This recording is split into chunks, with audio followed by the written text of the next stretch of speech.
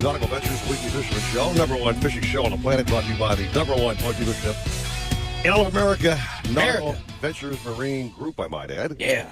Never had a chance to say, hey, Joe, after you had your big tournament, you turned the Vernfield in last weekend. Yep. And I saw some highlights, but hey, man, congrats on a great tournament. Thank you. I saw the highlight reels and the videos and happy photos of people on stage. Another home run, buddy. Hey, it was great. We had anglers from all over the world. We had an angler from Australia.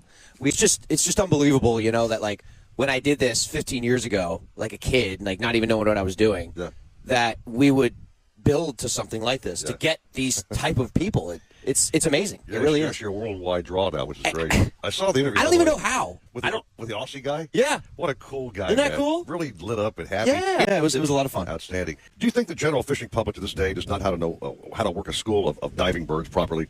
I mean, the whole technique of a big hawk bird or two or three working around you somewhere. I know I've been guilty back in the day of following one single frigate bird. Don't tell me you just like the pompano. Okay. So Jimbo will attest, I'm sure, to the fact that there's a way to work these birds, Jimbo, that a lot of guys should learn how to really work those birds. You weren't one of those guys that like sped in right through the school so that I didn't say I was. No, I'm just asking. You're not one of those guys, right? Maybe Jimbo can probably explain how to do that, Joe. Yeah, that'd be great. Thanks for bringing it up. Yeah, no problem. Sure. Okay, so if you got a good radar like that Simrad Halo, Simrad. There you go. Yeah, man. You can see the birds on your radar, especially if it's calm. If it's rough, the radar is kind of tough to use.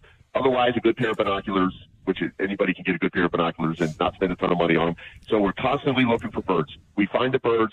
We try to determine which direction they're going. Yes. If they're going south, they're typically going to be on dolphin of halfway decent size. If they're going north, they're going to be on little baby dolphin. For whatever the reason, the little guys travel north. Once they get a little better size, they start traveling south.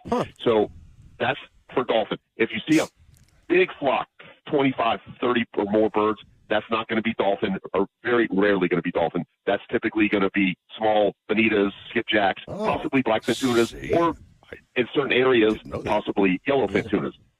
If you see a couple frigate birds diving, good chance they're on dolphin, but they also will follow the tuna schools as well. The frigates, we have a rating system. If they're on the deck, if they're on the water, we call it on the deck. Right. If they're mid-height, we say they're mid. And then if they're way up, say they're flying high. The ones that are super high, we'll watch, but we don't pay much attention to them. But if they're down low or on the deck, of course, you want to be there right when they're on the deck.